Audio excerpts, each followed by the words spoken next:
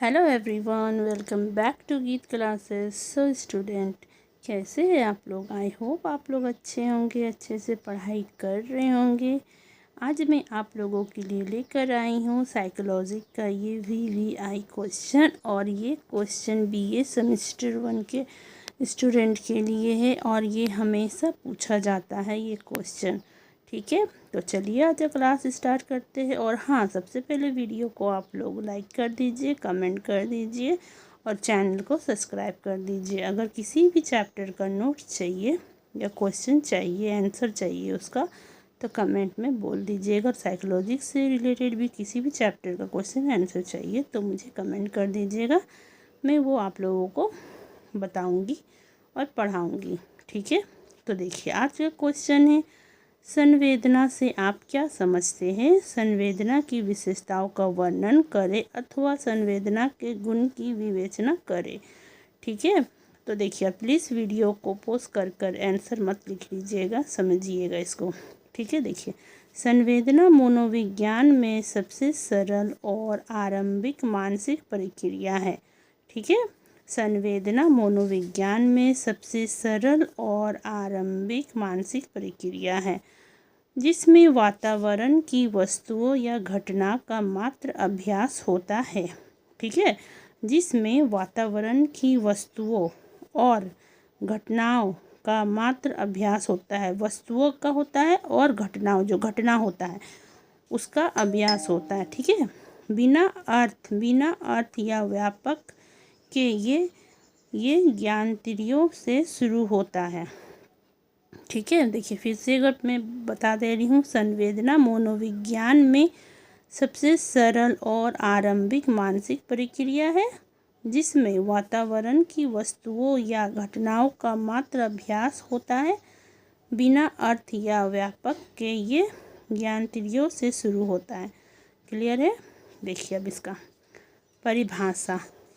सेंटोक 2000 में क्या था? वातावरण की ऊर्जा को कुटबुद्ध करने और पहचानने की प्रक्रिया। सेंटोक 2000 वातावरण की ऊर्जा को कुटबुद्ध करने और पहचानने की प्रक्रिया। ठीक है, अब देखिए वुड और वर्थ 1999 में ज्ञानेंद्रिय उद्दीपक को पहचानते और मानसिक तक पहुंचाते। ठीक है, वुड और वर्थ 1999 में ज्ञानेंद्रिय उद्दीपक को पहचानते और मानसिक तक पहुंचाते। ठीक है, सेंटोक 2000 में क्या बोला था? वातावरण की ऊर्जा को कुटबुद्ध करने और पहचानने की प्रक्रिया करते हैं। ठीक है, अब वुड और वर्थ 1999 में क्या बोला था?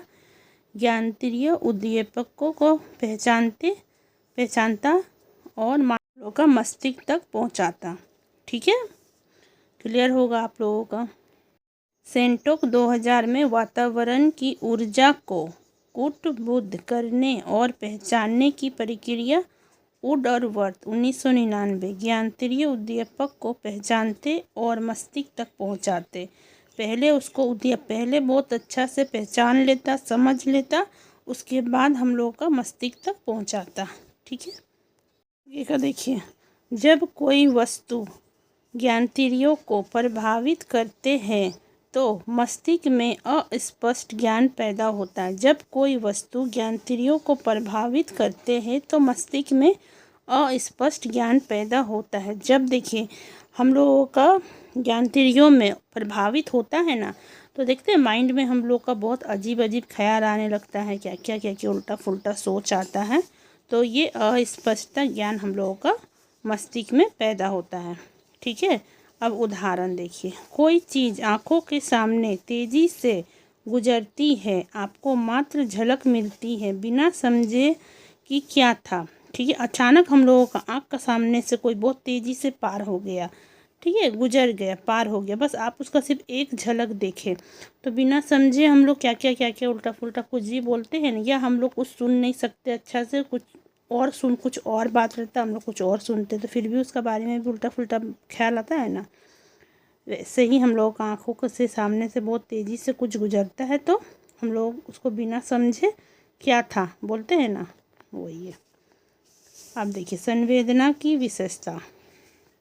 मानसिक प्रक्रिया, मानसिक से जुड़े संज्ञानात्मक वस्तु का अस्पष्ट ज्ञान। मानसिक प्रक्रिया में बिना समझे मस्तिष्क से जुड़े संज्ञानात्मक वस्तु का अस्पष्ट ज्ञान। संज्ञानात्मक वस्तु का अस्पष्ट ज्ञान, कुछ वस्तु का अगर हम लोग को ज्ञान नहीं है तो अस्पष्टता फैलता ही है ना।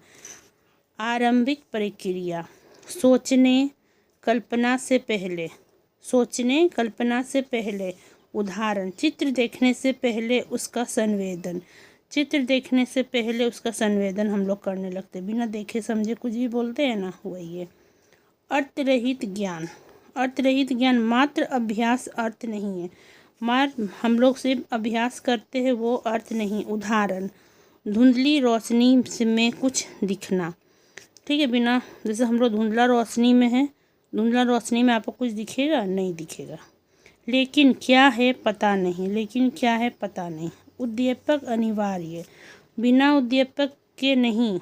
उदाहरण, आवाज़ सुनने के लिए ध्वनि जरूरी, बिना उद्दीपक के नहीं। अगर हम लोग किसी का आवाज़ें नहीं सुनेंगे तो हम लोग को सुनाई कैसे देगा, नहीं देगा, वही है। उदाहरण, आवाज़ सुनने के लिए ध्वनि जरूरी, किसी का आवाज़ सुनने के लिए ध्वनि जरूरी होता है ना, वही है, ठीक है।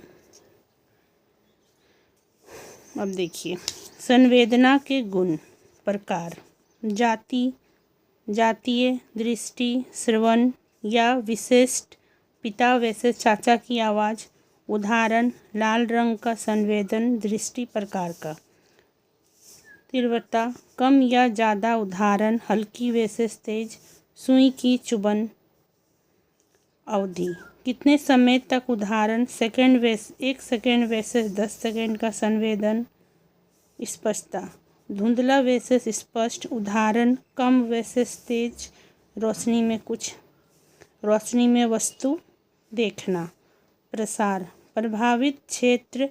उदाहरण, 1 उंगली वैसे पूरी हथेली का स्पर्श, जैसे 1 उंगली और पूरा हथेली का स्पर्श, ठीक है। स्थानीय चिन्ह, स्थान पता लगाना।